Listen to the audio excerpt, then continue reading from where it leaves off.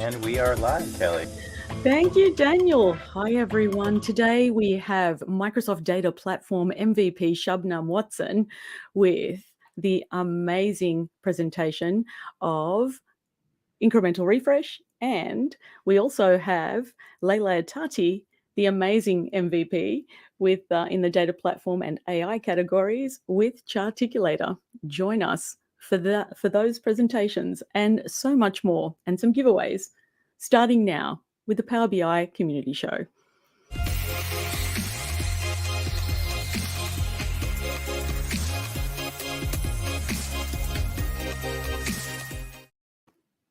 Hi, everyone. My name is Kaye, Microsoft Power BI Community Engagement Lead. Welcome. Thank you for joining us today. Good morning, good afternoon, good evening, whatever your time zone is. Our great show today is going to feature Shabnam Watson, who's a fantastic, amazing Microsoft Data Platform MVP. And she's going to talk to us about Incremental Refresh. That's coming up shortly. Leila is coming up shortly as well with Charticulator.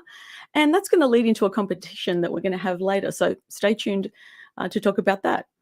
So what's the Power BI show? The Power BI Community Show is about connecting you, the community, with us, the product team, with other community members, MVPs, super users, user groups, everyone, the Power Platform community team, just joining us and connecting on all of the things that we love about Power BI, how to use Power BI to learn and grow.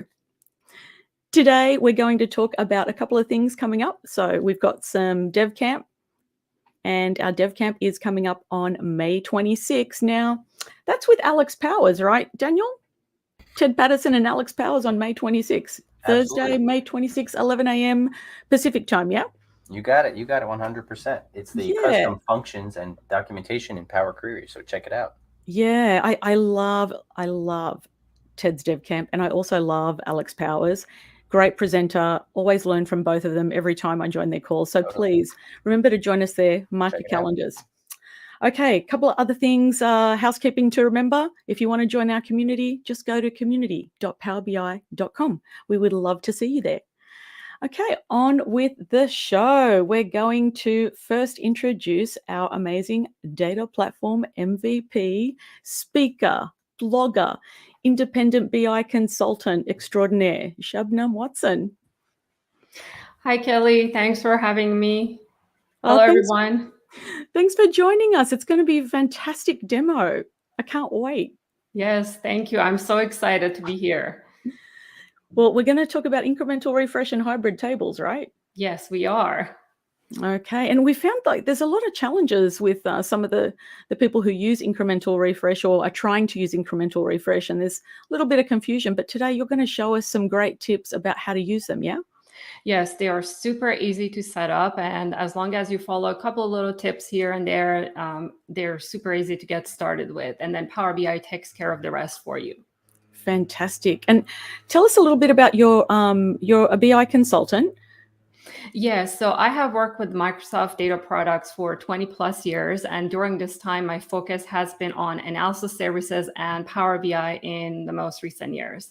And part of the reason I'm so interested in the incremental refresh is that it creates all those wonderful partitions for you behind the scenes, which if you're coming from an analysis services background, you know that you had to create all of those manually and maintain them, but you don't need to do that anymore with Power BI. It takes care of all of that for you.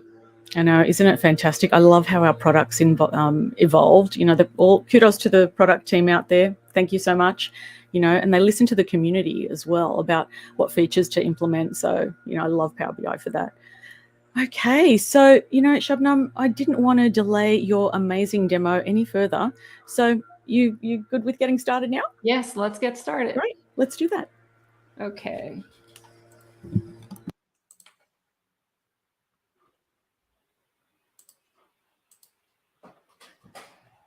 All right, here we go. Okay, so here I have a Power BI report that is created based off of the Adventure Work sample database. And the first thing that we need to do is to set up some parameters in this Power BI report. Okay, just one moment. Here we go. Okay, so I'm going to go to transform data and open up the Power Query editor. And here you can see that I have created 2 parameters already. Now, if you have not created parameters before, all you got to do is to go to Manage Parameters and click on New. Now, I'm going to click on Manage Parameters to show you what's inside. So there are 2 parameters, range start and range end. These are reserved keywords. And if you want to use Power BI incremental refresh feature, you must use these reserved keywords. And they're very simple. So they have the type of either daytime or time or date. So this is critical. The time must be either daytime or date, and it must match the data type of the column that you're going to use for incremental refresh in your backend data source. So here I've set it to daytime because that's the type of my column.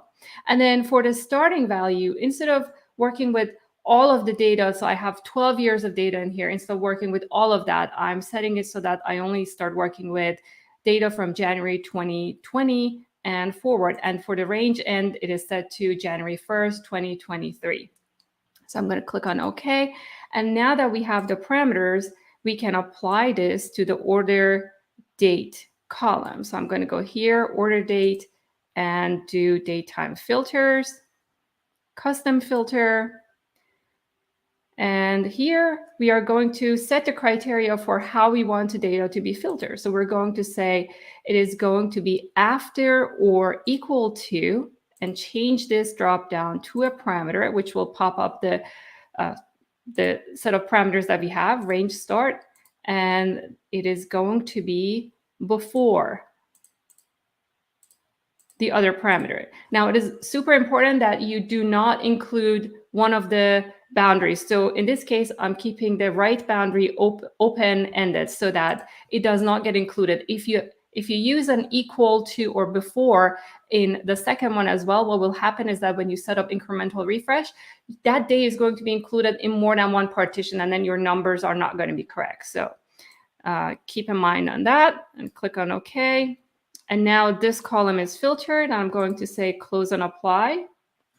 And you're going to see that even by setting the parameters, the amount of data that I'm going to work with within Power BI Desktop is going to be changing into just 3 years worth of data. So far we have limited the data, but that's not all we want to do. I'm going to go back to the model. And now that we have the 2 parameters and they are filtering the column, what we can do is we can go here and choose manage, choose incremental refresh.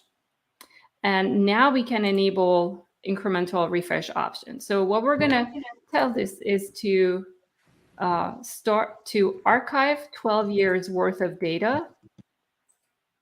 And we're going to incrementally refresh the last 7 days. Now, as soon as I choose a value from this second dropdown, you're going to see that Power BI Desktop is going to show us the ranges of the data that it's going to load. So the first time that this data set is going to be refreshed from Power BI service, it's going to load 12 years worth of data plus the last 7 days. But going forward, every time you submit a refresh from Power BI service, whether on a schedule or manual, it's going to only load the last, it's going to load only the last 7 days. Okay.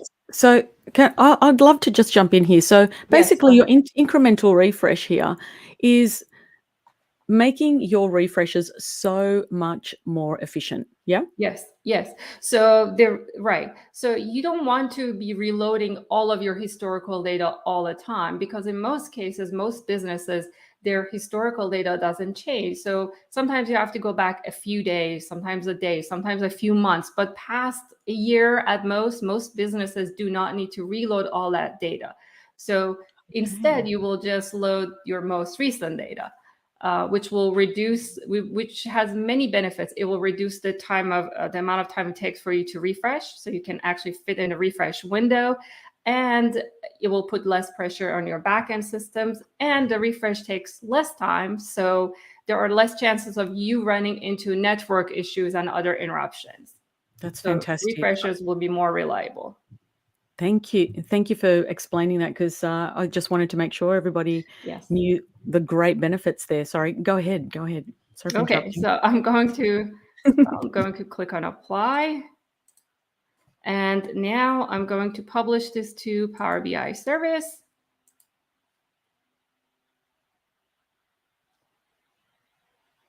And here we go. So I'm going to send this to refresh demos. And while this is uploading there, I'm going to go bring up the Power BI service, and let's take a look here. It should show up here in just one moment. Here it is. Now, if I open the report from here, the very first time, it's only going to contain the 3 years of data that was in the Power BI desktop. This is because you have to do one first refresh from Power BI service for it to take the incremental refresh policy and apply. So let's do that. I'm going to go here, back to the data set, and do a refresh. Now, because this is our very first refresh, it's going to pull all of the data. The next refresh, it's only going to pull the last 7 days. So while this is doing this one, I'm going to go and open this up from Tabular Editor so that we can take a look at the partitions, because from Power BI service, you cannot actually see all the partitions that it is creating for you.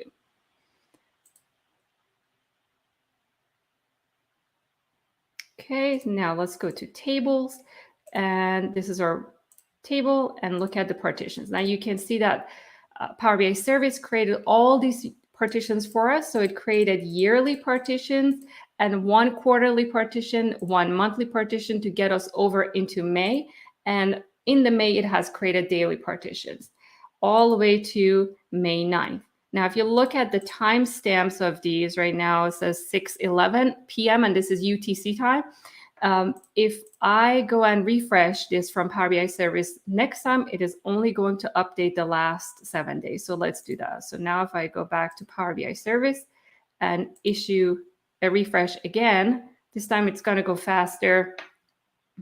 And if I go back here and let me reopen this so that it refreshes one more time. And now if we look at the timestamps when they come up, we're going to see that the timestamp for the last 7 has changed.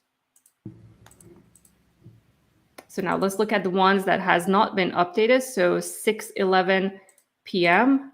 And now if you go here, you can see that the last 7 is just a minute after, so 6:12. So anything after May 3rd has been updated, May 2nd and before has not been updated. So this is the incremental refresh part of it, right? Which by itself has so many wonderful applications.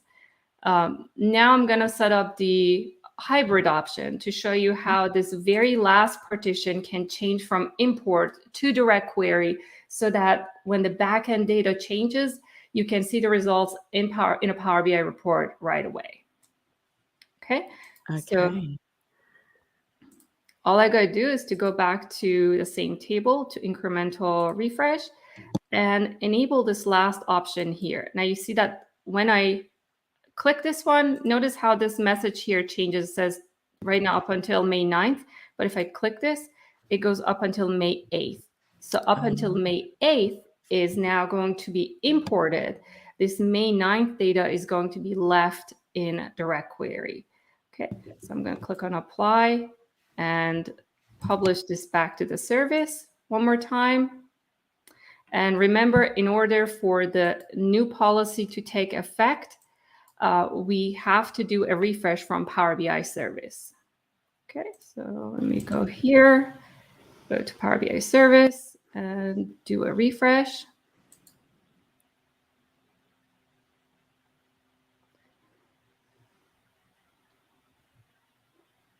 And while that's doing, I will refresh this from the tabular editor. Here it comes.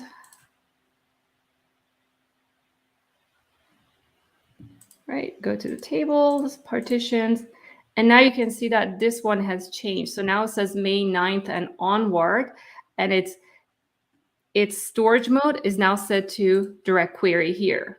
Okay, so everything before is import. This one is set to direct query. Now, the beauty of this is that now if I go back to the report, let me bring up the report. Let's take a look at it. Let's see, let's do a refresh. This is right now, the report was cached. So I'm going to hit this so that we can load all of the data. There we go. Okay, so see how the data for May 8th and May 9th are set to $38,000 and some dollars? What I'm going to do is that I'm going to go to the backend SQL data source, and I'm going to update them, and I'm going to multiply them by a big number so that we can see the changes right away. Okay, so I'm going to update the data for May 8th and May 9th. All right, now we go back to the report, and I'm going to hit refresh just to refresh the visuals. I'm not refreshing the data set. I'm just refreshing the visual. And let me click here. And you see that the data for May 9th changed right away without me having to refresh my data set. This means that throughout the refresh window, so even if you're refreshing hourly, in between, if you have data that is changing, your users can see the changes right away. So this is incremental refresh and hybrid tables in a nutshell for you.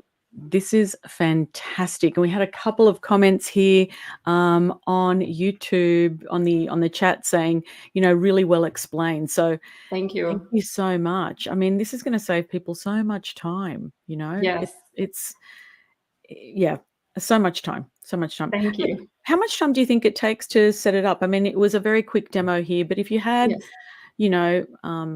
And I shouldn't say standard database or standard environment, is it going to take a couple of hours? How much planning beforehand do you have to do to, figure out which ones you want? Do you have to go out to the business? Do you have to decide yourself? Like, who's making the decisions on what to update typically? So yes, so you have to work with the business because you need to know how is the data being updated, right? If you really have near real-time data, what are the expectations, right? Is it within the day or beyond that? And the other thing you have to be careful is that even when you're just working with parameters, you have to make sure you pay attention to the query folding, because you want these criteria to be passed in your backend to the backend SQL server in the where clause, right, to limit the data. Else what you will end up with is that you're going to pull all the data and then limit it. That's what you don't want it to happen. So you have to pay attention to the query folding and also make sure that the column that you're partitioning by is covered by some sort of index in your backend so that you get the best performance. Yeah, that's a good tip actually about the query folding, because you don't want to be pulling all of the data and then, effectively filtering it out, which isn't really going to help you much. Yes. Yeah.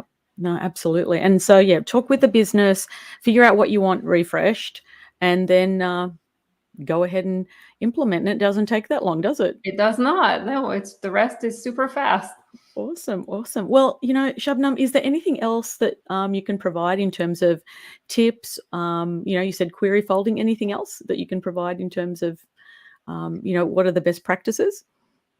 So it goes back to the old saying, only bring in the data that you absolutely want to work with, whether it's rows or columns, and make sure your queries are covered by indexes. I think it's just as simple as that.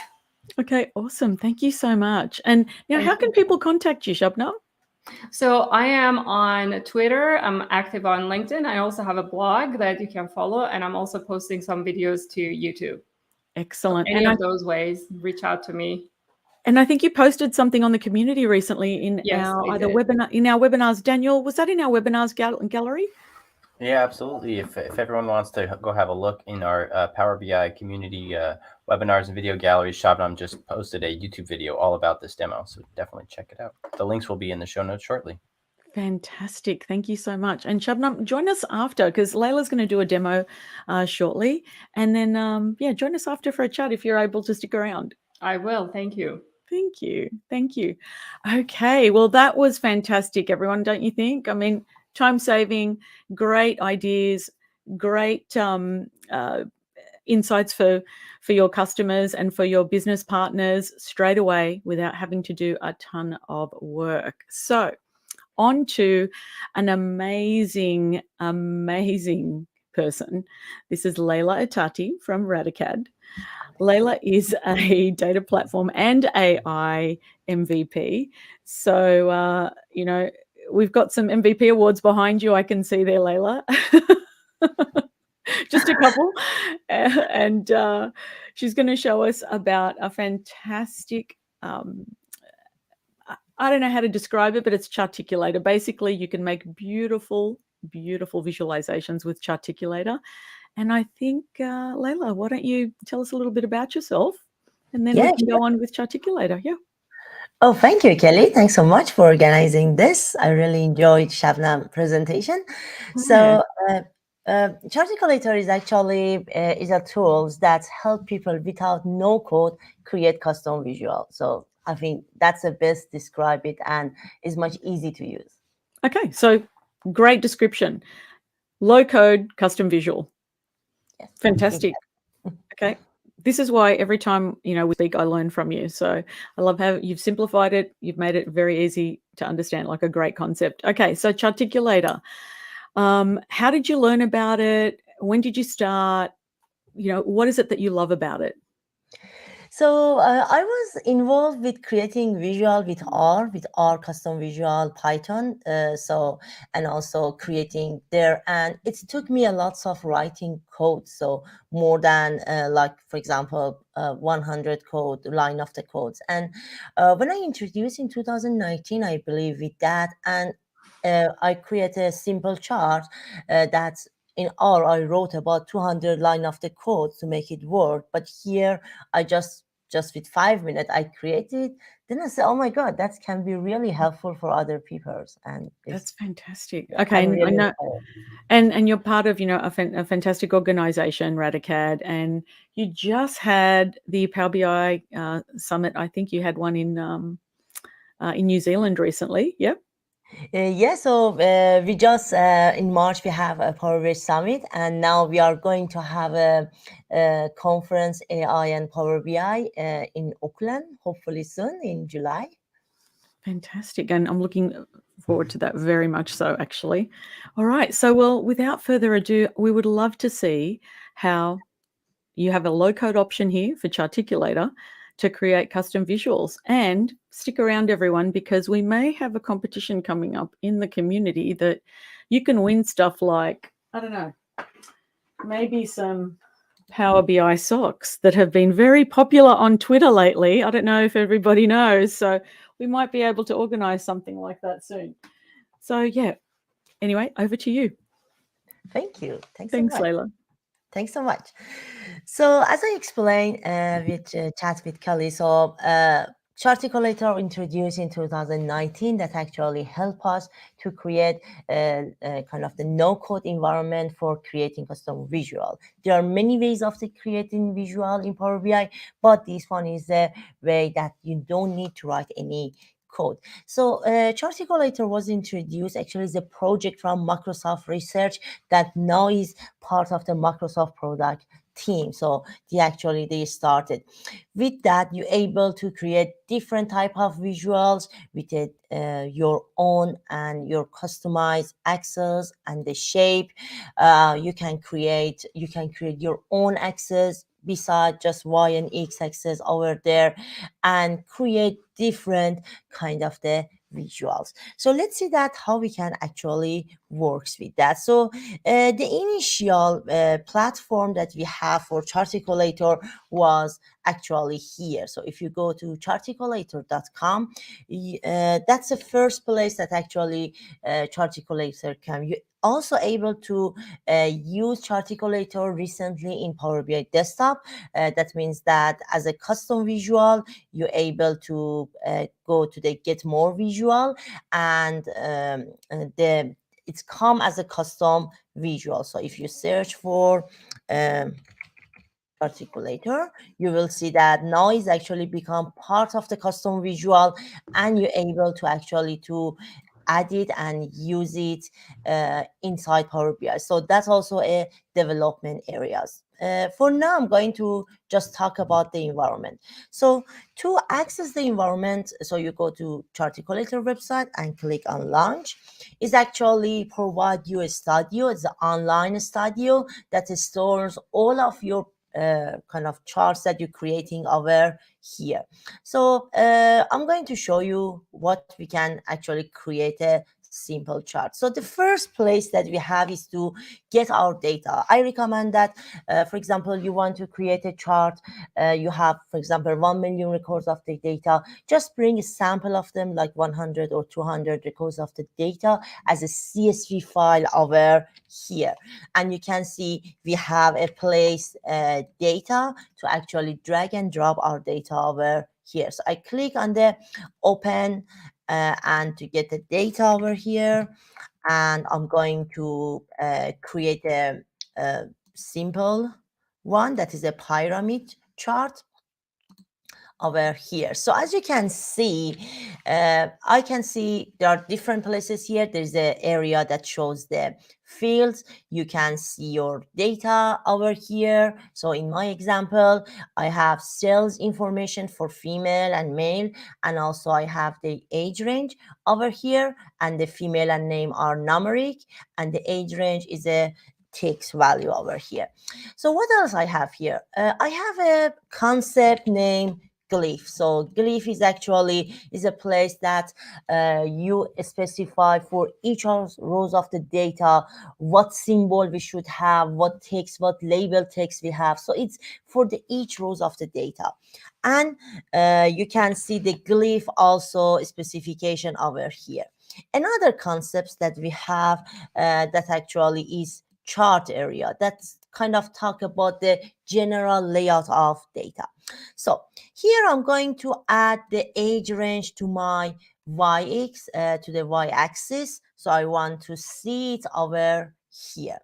So when I actually drag and drop from here the age range to the y-axis, if I go to the plot segment that is under the charts environment, I can see the attribute of the what I have here. So as you can see, for the y-axis, I add the age range. I prefer the age range to be vice versa. So what I'm going to do, I'm going to actually over here and kind of change it to be reverse, and is actually impact that one. So I have this one. What else I want? I want to actually show female cells and male cells as two separate axes. So I want to show them as a two separate one. I don't want to use just one X axis to that. So what I'm going to do, I'm going to actually make this one a bit bigger. So I'm going to make the glyph a bit bigger so I can add something over here. Just let me, sometimes it's a bit tricky to make it bigger. Yep. Okay, so what I'm going to do, I'm going to use the data axis. So I want to have three axes. So y, and another one axis for the female cells and one axis for male cells. And to do that, as you can see at the top, we have data axis. I'm click on that. I'm going to say, I want the data start from here and end over there. So you can see that is actually when I draw something over here, some axes appear here, and it starts from 0 to whatever data that I have. So this is the 0 of my axis because I start drawing from here to here. So I'm going to, so this is for one of my data, that is, for example, for male, and for the female, for example, I'm going again start to write from here to there. Again, you can see them. So now that I'm create them, so I'm going to actually add the cells, add the female and male data to that one. So I'm going to add the data over here. So as you can see, there's actually, I now have three axes. So one for the age, one for the female cells, and another one for the male cells. So again, if you look at back here, because the data that I have here is for the each rows of the data. So as you can see, so this is the average of the female cells and average of the male cells. Again, back to the what we have over here. So you can see that under my glyph, I have two data axes. So this one, I can also rename it to be like female cells. Do not kind of change that. And also this is male cells. So what else I'm going to actually do? So here I have that one. Now I want to show a bar chart for each of them. To show the bar chart, at the top of the page, we have marks. And each mark has rectangles and the ellipse or whatever you want to use. I'm using the rectangle. I'm going to, let me make it bigger so you can see easily over here. So as you can see, I create a bar over here that starts from 0 to the average of each rows of the data that is here. I do the same for the male cells. I'm also going to put it over here. So if I just back it to here, so you can see it is actually create a 2-bar chart beside of each other for me. There is a problem here for this data access, that the data is on the other side. So I want to change the position of the data over here. So what I'm going to do, I'm going to change the actually female access to be on the other side. So that's actually placed. So you see that the position is default. I'm going to first of all, I click on the female axis here, and then I'm going to change it to be the opposite side. So I'm going to change it to be opposite. Noise actually is great. For the each shape also, I can use a formula to do that. So if you have a specific column, you can, first of all, you need to select the shape that is for female cells, and then you can drag and drop any field over here, or simply you can change the color over here. That's for now. I'm just going to change the color to be something else. So this is a very simple chart that actually shows the cells as a 2-bar chart beside each other for female and male.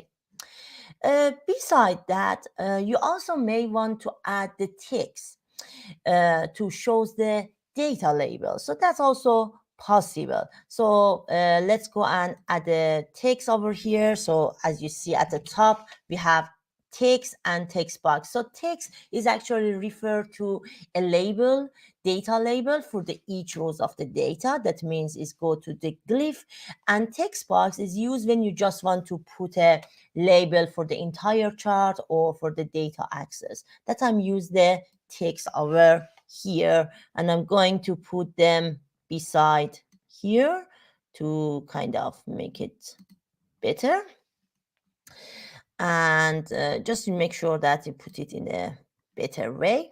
And the same for the other side, you can put that. I just skip that one. So as you can see here, the access, because access, all of the data access for female and male is related to each rows of the data. So they have been in the glyph. Shape is for each rows of the data. The text that I have here, so I have 2 texts. The one that we have as a title of the chart here is just for the whole chart. But the other text that we have is for each rows of the data.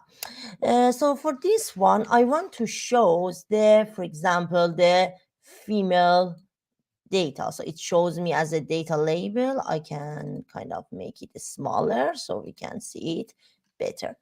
So this is a very simple chart that I have. So now imagine that I want to use it in Power BI. To do that, at the top of the page, as you can see, we have the option export. So if I click on export, I'm able to export it as a Charticulator template, so I can share it with other people so they can add changes, or I have a Power BI custom visual. For Power BI custom visual, you can provide the different names. So for example, I said X axis instead of female because I may use different type of data there. You can change for the rest. You can specify it can be, for example, it can be drill down or drill up, put a name for the visual, even put a icon for that visual. So imagine that is all good. I'm going to import it to the Power BI. So now if I back to the Power BI here and from the get more visual, I have the option import a visual, and I'm able to actually import that visual over here. So this is the chart that I have. It's coming over here, and I can use it as a simple visual over here. So as you can see, this is the parameters that I have over here. So I'm going to very fast to show you just to see that. So age, that was the female. I just make sure it's not summarized with this perspective, and the male.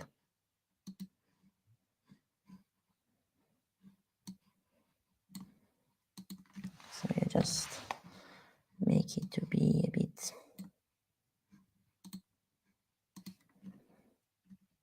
Okay, so it's actually, this is chart. This chart also can be a slice and dice. In kind of in R, we don't have that option, but here we have this option.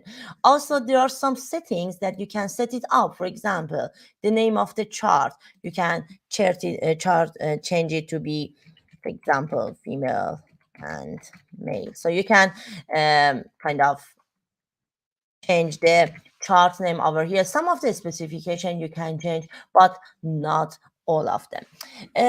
We can do the same with a custom visual that we have for Charticulator. Is the same experience because it's a new, some of the features still need to be added, but that's also the same experience. So I'm going to actually pass the data to that like this. So we are going to pass the data, and then if you click on the edit button, you actually access the environment embedded inside Power BI. So you can do all of the things that I done inside the actually website.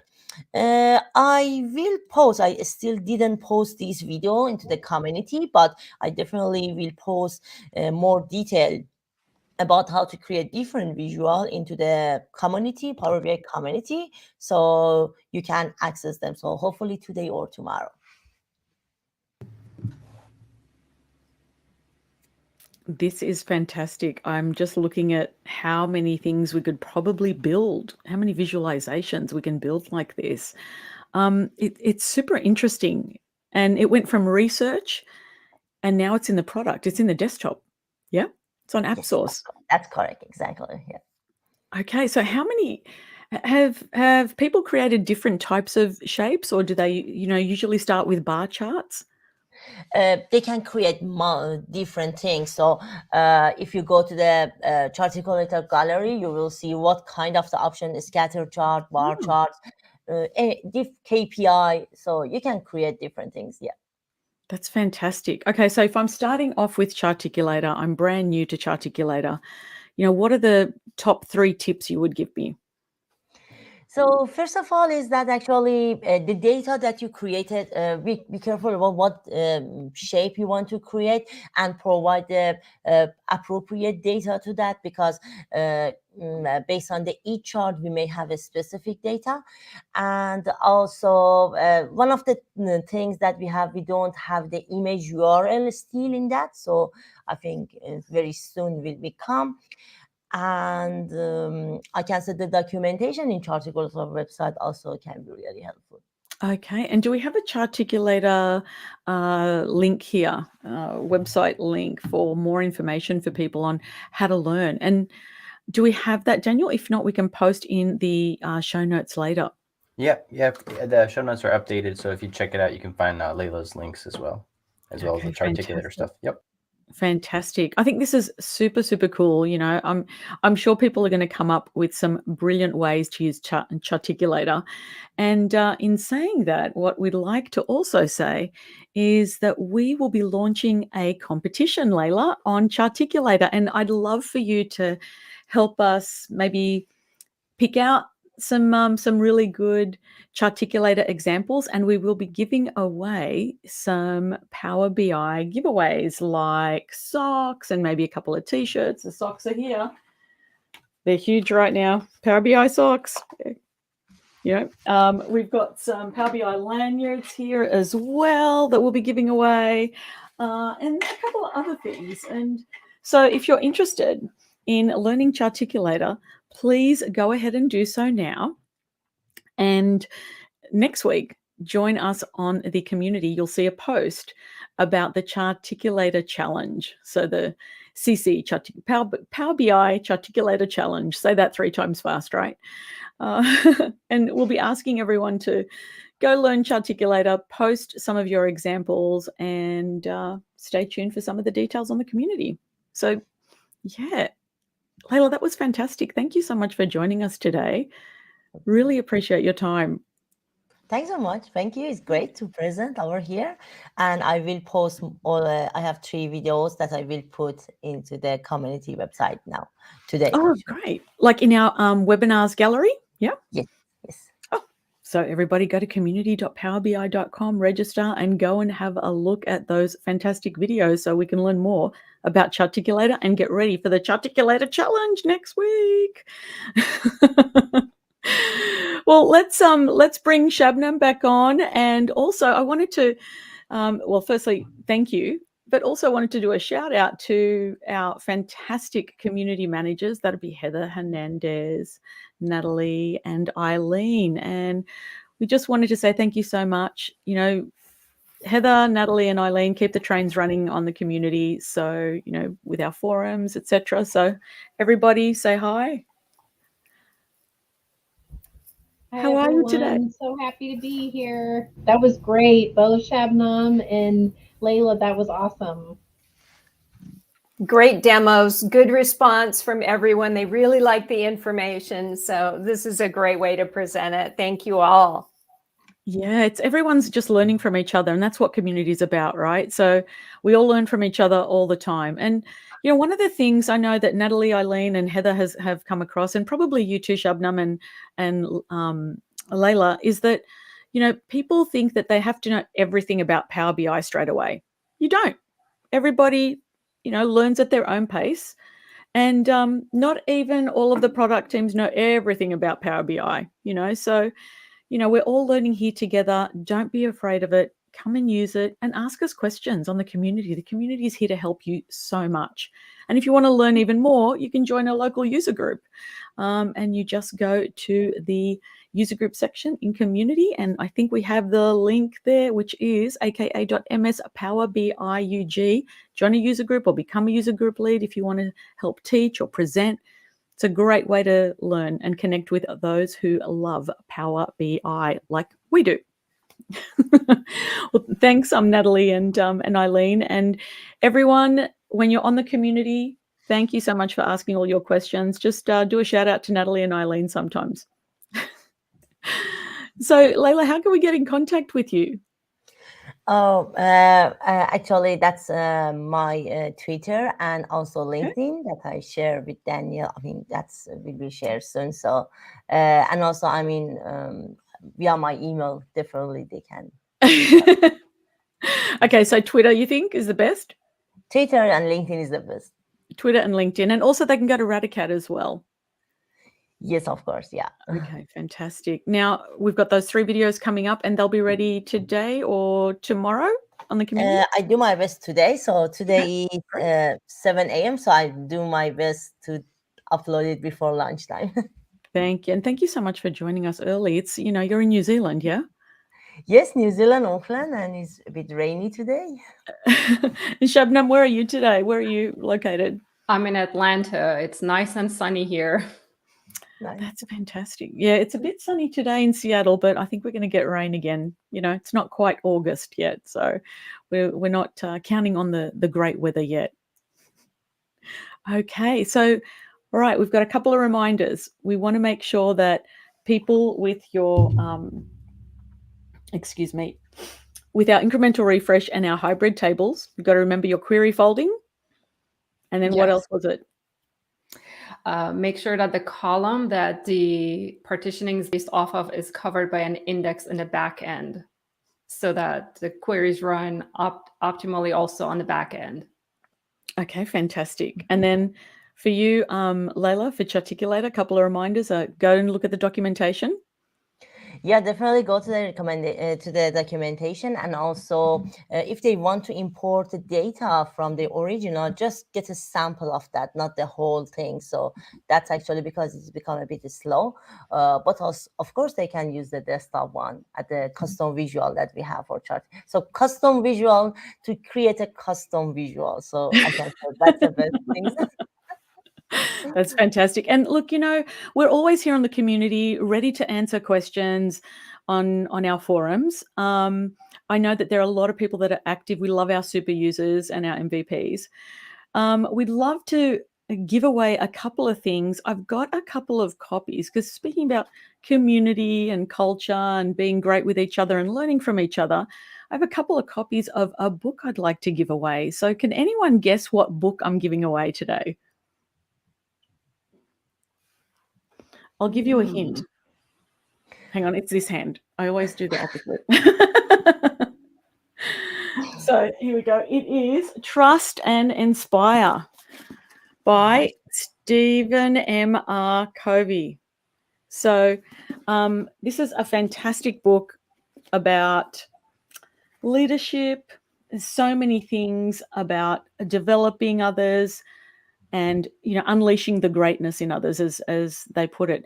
But I am giving away 4 of these books. We have 4 available. So if you can comment in YouTube or on Twitter and mention Leila, Shabnam, and the Power BI Community Show, any of those, let us know. We'll be randomly selecting people, and that'll be Natalie and Eileen will be randomly selecting people who comment about the show and what they've learned today. So go ahead, comment, tell us what you liked about the Power BI Community Show, and you could win, or you could be randomly selected. It's not winning. You could be randomly selected to receive one of these books today. And then the other thing is we've got a couple of other housekeeping things. Yeah, Daniel? Yeah, absolutely. I just wanted to plug the next episode of the community show on the 23rd of May. Stay tuned for that. And, I think I saw some comments on YouTube about how to connect to our Power BI community. So I'll just throw in the link at the bottom there. It's community.powerbi.com. You can register there. Make sure to plug into our user groups, aka.ms/PowerBIUG. And then also you can watch past episodes of our Power BI community show over here, aka.ms/PowerBI show. Exactly. And we always tell people, try and register, because you get more of an experience registering. You're able to, vote on things, kudo things. And with the challenges coming up, you'll need to be able to register. You'll need to be registered, I should say, to be able to do a kudo, which is to, it's kind of like a vote on each of the each one of the Data Stories Gallery Charticulator submissions. I'm trying to get the right verbiage there, right, yeah. Daniel. So thanks for helping me. My pleasure. My pleasure. Yeah. But and we've also got Dev Camp coming up on May 26th again with Alex Powers, and of course Ted. Ted's Dev Camp has been hugely successful for really in-depth learning on Power BI. It's just been fantastic. So I think that's about all we have for today. Yeah. Sounds good to me. Yeah. Okay. Any final words, Shabnam? No, thank you for having me. This was great being here and sharing these tips and tricks with the community. It's wonderful to be here. Thank you so much.